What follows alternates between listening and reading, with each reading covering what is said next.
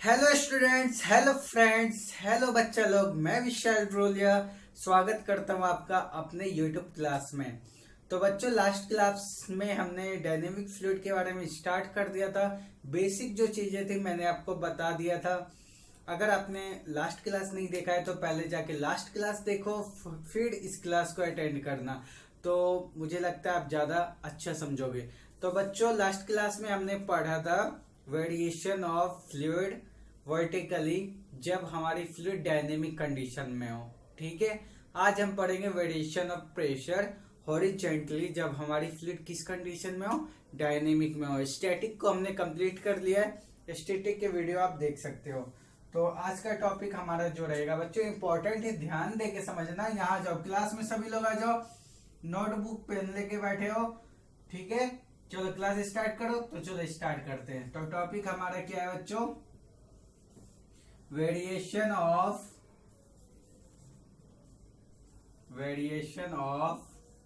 pressure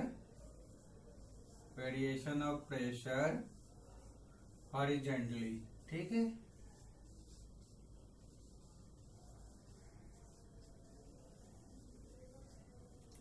तो बच्चों, हमारा जब स्टैटिक फ्लूइड था तो इसका इसमें क्या था? आप बोलोगे सर, जब स्टैटिक फ्लूइड का कंडीशन था तो उस केस में क्या था कि सेम हॉरिजॉन्टल लेवल पे प्रेशर सेम आता है। लेकिन मैंने तुम्हें लास्ट क्लास में भी बताया था, या इनफैक्ट पहली क्लास में भी बताया था, स्टैटिक और डायनेमिक की कंडीशन अलग अलग है। तो अब हम पढ़ेंगे डायनेमिक की कंडीशन के बारे में। डायनेमिक मतलब क्या है? एक्सेलरेशन हमारा कुछ ना कुछ फ्लूइड का है, मीन्स नॉन जीरो है। करेक्ट। तो चलो स्टार्ट करते हैं एक जोश के साथ। आप कहोगे सर, हम तो हमेशा जोश में रहते हैं, आपको क्या लगता है? आप पढ़ाओ तो। चलो ठीक है, मैंने एक वेसल बना दिया। वेसल बना दिया बच्चों, और इसमें क्या ले लिया मैंने? कोई सी भी फ्लूइड ले ली।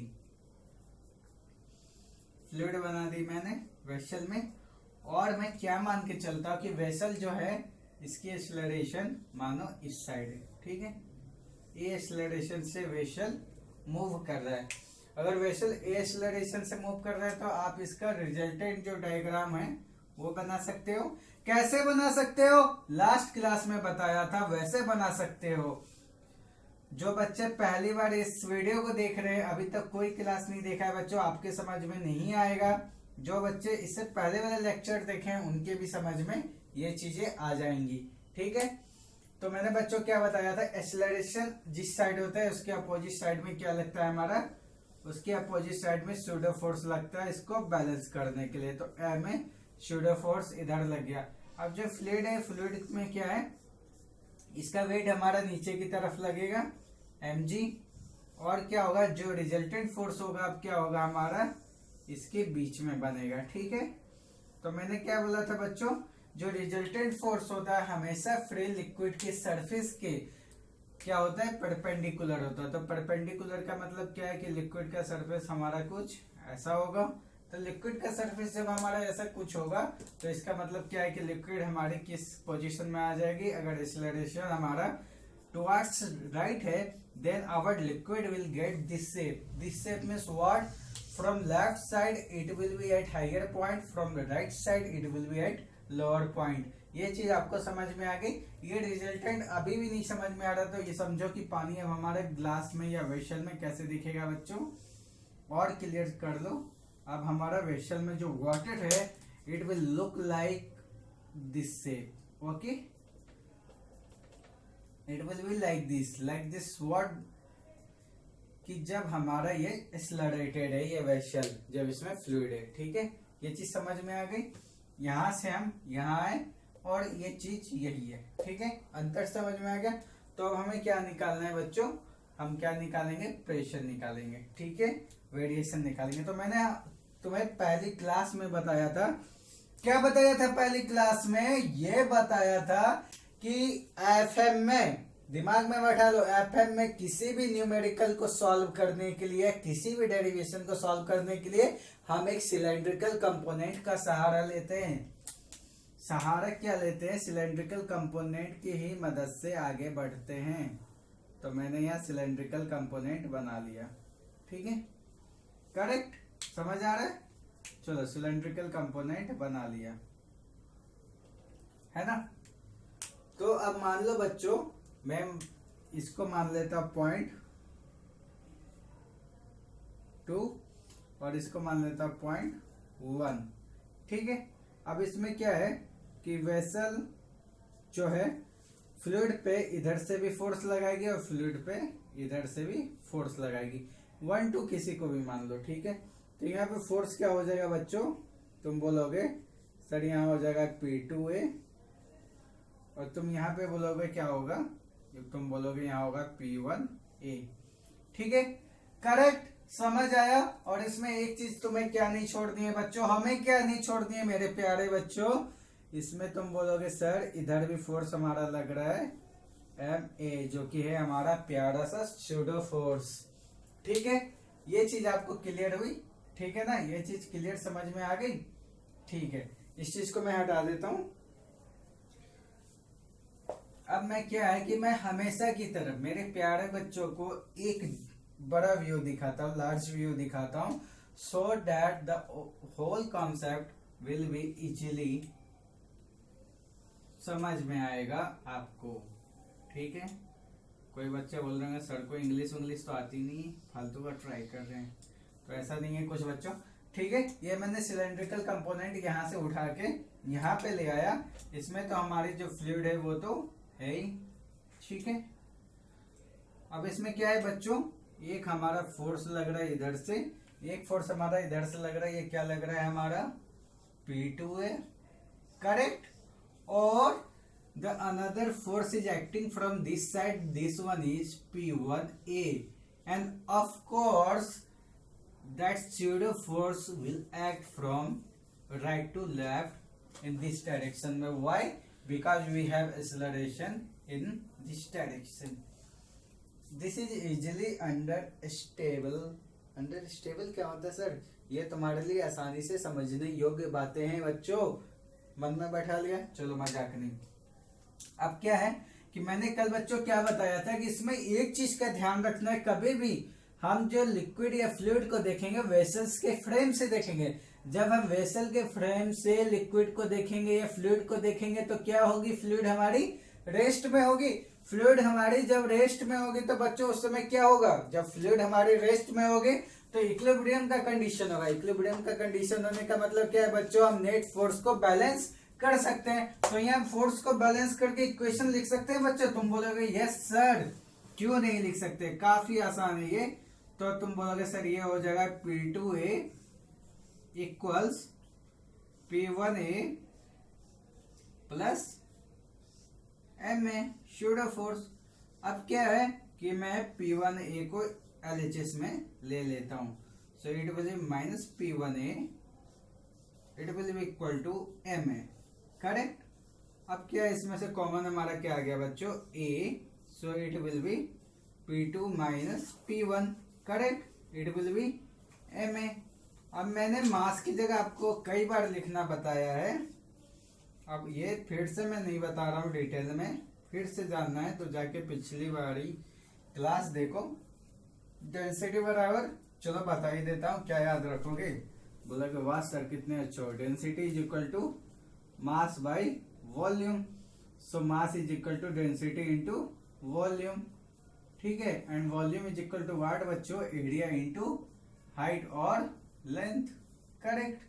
तो हम इसकी जगह क्या लिख सकते हैं बच्चों, डेंसिटी इंटू क्या, density into area into L into A, ठीक है, करेक्ट। इतना समझ में आया बच्चों। मैं ये मान के चलता हूं कि हमने इसको, ये जो चीज है इसको लेंथ वेसल का L ले लिया है और ये जो हाइट है हमारी ये हमने H ले ली है, ठीक है।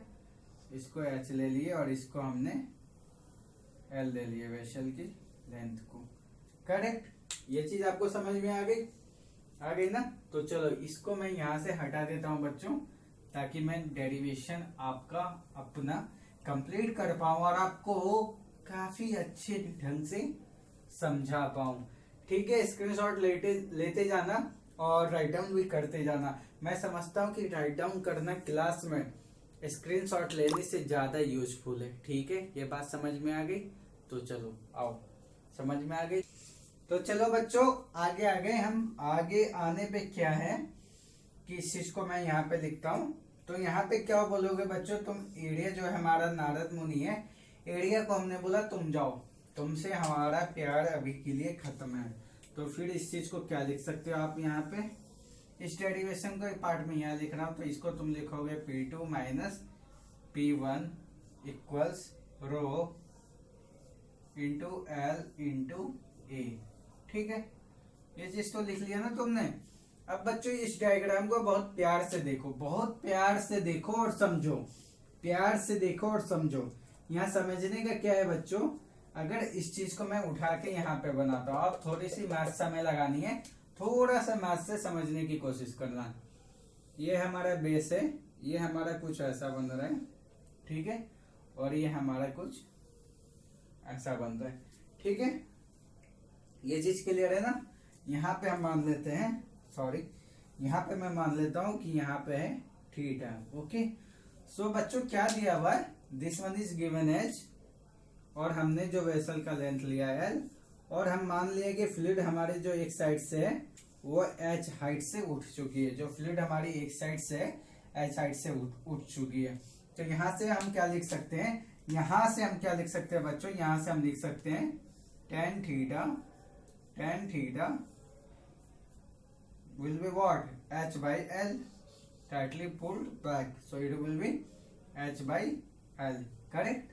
अब बच्चों एक चीज ध्यान देना, इसको मैंने h by l लिख लिया। अब इस चीज पे ध्यान दो कि यहाँ P2 पे हमारा प्रेशर कितना होगा। अगर हम P2 पे प्रेशर लिखते हैं तो P2 पे हम प्रेशर कितना लिख सकते हैं बच्चों, तुम बोलोगे P2 पे लिखोगे सर तुम P0 प्लस रो GH, करेक्ट। किसी भी हाइट से या डेप्थ से नीचे आने पे और एटमॉस्फेरिक प्रेशर जब हमारा है तो क्या होता है, ये फॉर्मूला होता है। और यहाँ पॉइंट 1 पे हमारा क्या है, पॉइंट 1 पे तुम बोलोगे कि सर एटमॉस्फेरिक प्रेशर है हमारा P0। ठीक है, तो फिर हम क्या लिख सकते हैं इसको, P2 माइनस P1 को अब क्या लिख सकते हैं, जब हमारा P0 की जगह अगर हम P1 इसी में लिख दें तो ये हमारा क्या हो जाएगा बच्चों, P2 माइनस P1 इक्वल्स रो GH, करेक्ट। क्या प्यारा सा सुंदर सा कॉन्सेप्ट निकल के आ रहा है तुम्हारे लिए, बात को समझते जाना। इन दोनों इक्वेशन से मैंने ये इक्वेशन लिख दी। ठीक है, यहाँ तक बात समझ में आ गई, यहाँ तक बात समझ में आ गई। तो P2 माइनस P1 की जगह मैं क्या लिख दूंगा, मैं P2 माइनस P1 की जगह लिख दूंगा रो GH equals rho into L into A, correct. बात समझ में आ रही है ना, रो इंटू एल इंटू ए, मैंने ये लिख दिया। क्या लिख दिया मैंने, रो इंटू एल इंटू ए। तो यहां से क्या हो गया हमारा, रो और रो कॉमन है, इसको मैंने हटा दिया। बच्चों अब मैं इस चीज को यहाँ पे लिख रहा हूँ, स्क्रीनशॉट ले लो, ले लिया होगा, साथ साथ नोट्स बनाते आप जा रहे होगे, मैं समझ गया। अगर आपने नहीं बनाया नोट्स तो बच्चे क्लास को शुरू से देखना और कहीं बीच में स्किप नहीं करना। स्किप करोगे तो कोई फायदा नहीं है क्लास अटेंड करने का। और जो मैं इतनी मेहनत करता हूँ वो आप लोगों के लिए करता हूँ, ये आपका भ्रम है कि मैं आप लोगों के लिए करता हूँ, ये बात लेकिन सही है, मैं करता आप लोगों के लिए हूँ, लेकिन एक मेरे में भी जुनून है कि जो मुझे आता है मैं आपके साथ शेयर करूँ। इसलिए मैं YouTube पे आया हूँ, चैनल बनाया हूँ और आप लोगों के साथ शेयर करता हूँ ताकि मेरी नॉलेज और बढ़े और जो मेरे साथ जो मेरे बच्चे जुड़े हुए हैं उनकी नॉलेज एक अच्छे लेवल पे जाए, जहाँ की वो और बच्चों से आगे बढ़ के अच्छा कम्पिटिट कर पाए। ठीक है, तो इस चीज को आगे बढ़ाते हैं हम। ज्ञान बहुत हो गया सर, आगे बढ़ाओ। तो ये क्या हो जाएगा हमारा, G into H equals L into A, correct. G into H equals क्या हो गया हमारा, L इंटू ए। तो हम अगर इसको लिखें H by L equals A by G, H by L equal A by G. Maths के हमारे प्यारे बच्चे ये सब आसानी से लिख सकते हैं, मैथ्स क्या कोई भी बच्चा आसानी से ये चीज लिख सकता है। अब मैंने बच्चों यहाँ क्या लिखा था बच्चों, यहाँ देखो मेरे प्यारे बच्चों, यहाँ देखो, देख लिया, H by L tan theta is equal to H by L tan theta equals H/L equals A/G। यही मैं समझाने की तुम्हें कोशिश कर रहा था। ठीक है, उम्मीद करता हूं ये चीज आपको समझ आ गई होगी, आपने राइट डाउन कर लिया। ये काफी आसान बात थी, आपको समझ में ये छोटा सा डेरिवेशन आ गया होगा। ठीक है, तो बच्चों देखो इसका इंपॉर्टेंस है, आगे हम जब न्यूमेरिकल करेंगे तो इसमें एक इसका रोल है, इसलिए मैंने ये 5-7 मिनट 10 मिनट जो दिए हैं इसके डेरिवेशन को दिए हैं। ठीक है, तो चलो एक न्यूमेरिकल करते, प्यारा सा न्यूमेरिकल जो आपके समझ में आएगा, नहीं आएगा तो मैं बताऊंगा। ठीक है, और मैं नहीं बताया तो तुम बोलोगे सर जाओगे कहाँ, बताना तो पड़ेगा ही। आप यहाँ किस लिए आए हो, आप हमें पढ़ाने आए हो, और मैं बोलूंगा हाँ बच्चों मैं पढ़ाने आया हूँ। तो डायरेक्ट क्वेश्चन पे आ जाओ, जो राइट अप पार्ट है मैं उसको स्किप करता हूँ और डायरेक्ट क्वेश्चन आपको दिखाता हूँ।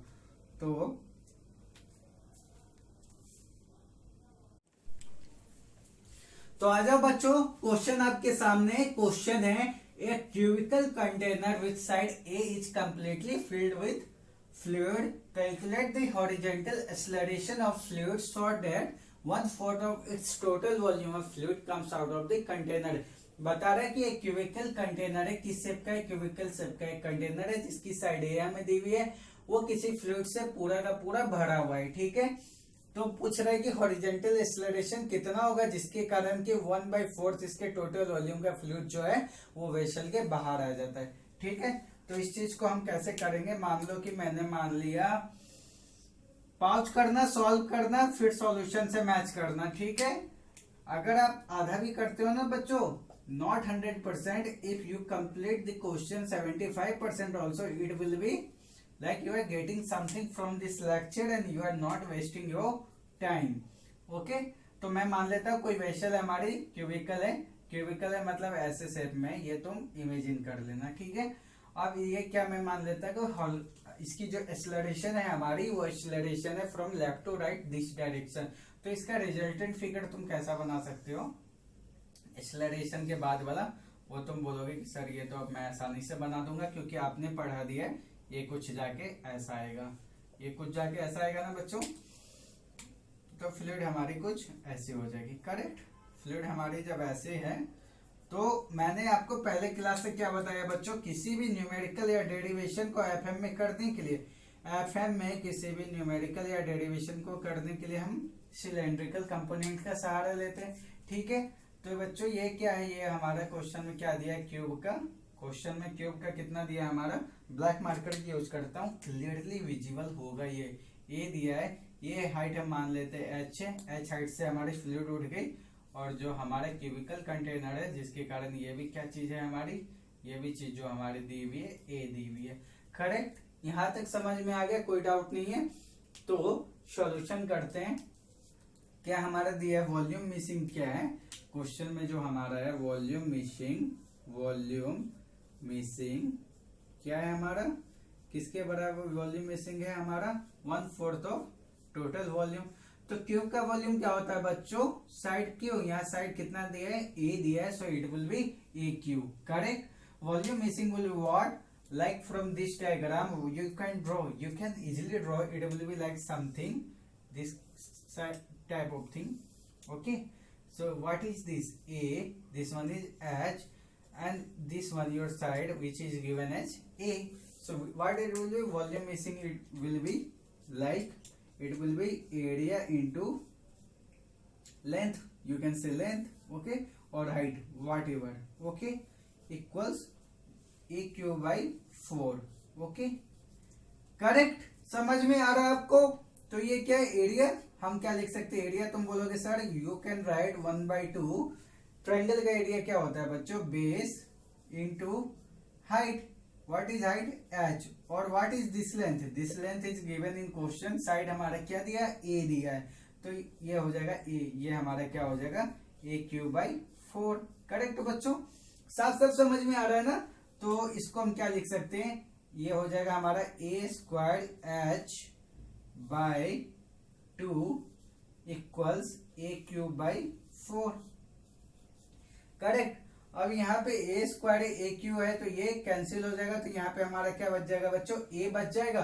तो इस चीज को तुम क्या लिख सकते हो, इस चीज को तुम लिख सकते हो, इस चीज को हम लिख सकते हैं, तुम लिखोगे यहाँ पे लिखोगे ताकि तुम्हें क्लियरली विजिबल हो। तो इस चीज को मैं यहाँ पे लिख सकता हूँ, इस चीज को मैंने यहाँ पे लिखा, ये हो जाएगा बच्चों, क्या हो जाएगा, h/2 इक्वल्स a/4, करेक्ट। और इसको मैं क्या लिख सकता हूं, इसको मैं लिख सकता हूं h/a equals 2/4, so what it will be, h/a equals 1/2, ठीक है, h/a equals 1/2, h/a equals 1/2, h/a equals 1/2। तो h/a इक्वल्स 1/2 है।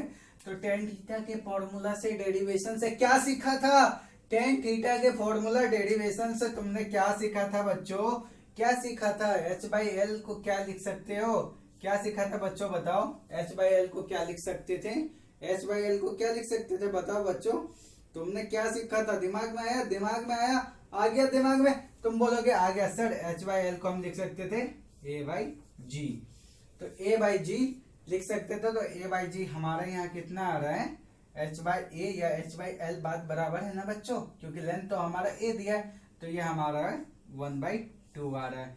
तो एक्सेलरेशन यहाँ से कितना आ गया, एक्सेलरेशन यहाँ से कितना आ गया, जल्दी बताओ, जल्दी कमेंट करो, कमेंट करो, कमेंट कर दिया, आंसर मिला लिया, आंसर मिला लिया। कई बच्चे तैयार है कि हमारा आंसर आ गया है सही, हमारा आंसर आ गया है सही। तो ये हमारा आंसर आ गया 2 × a equals g, so a equals g/2, so a equals 10/2 approx 9.8, I am not taking, I am taking 10, it will B 5। तो आपका एक्सेलरेशन क्या आ जाएगा बच्चों, एक्सेलरेशन क्या आ गया, एक्सेलरेशन क्या आ गया बच्चों, इट विल बी 5, करेक्ट। जो यूनिट दी होगी उस हिसाब से कर लेना।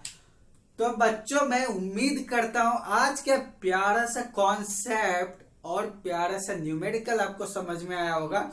ऐसा न्यूमेरिकल जल्दी आपको कहीं देखने नहीं मिलता है, मिलता है तो सॉल्यूशन देख के, या कई टीचर आपको समझा नहीं पाता है। मैं ऐसा नहीं बोल रहा हूं कि मैंने आपको समझा ही दिया, लेकिन मैं उम्मीद करता हूं मैंने ये चीज आपको क्लियर समझा ही दिया है, आपके दिमाग में बैठ गया है। अब आप सीबीएसई के पेपर में होगा या छोटी मोटी एग्जाम होगा या जेईई मेंस का जो पेपर होगा या नीट का जो पेपर होगा, उसमें इससे मिलता जुलता क्वेश्चन आप आसानी से सॉल्व कर दोगे। मैं इतना खुश इसलिए हूं कि मैंने आपको एक अच्छा सा कॉन्सेप्ट आज सिखाया है और एक अच्छी खुशी मिल रही है यार कि मैंने अपने बच्चों को एक अच्छा चीज सिखा दिया है और एग्जाम में वो काफी अच्छा करेंगे। सिर्फ एग्जाम के लिए नहीं, डेली लाइफ, प्रैक्टिकल लाइफ में भी इसको अप्लाई करना बच्चों।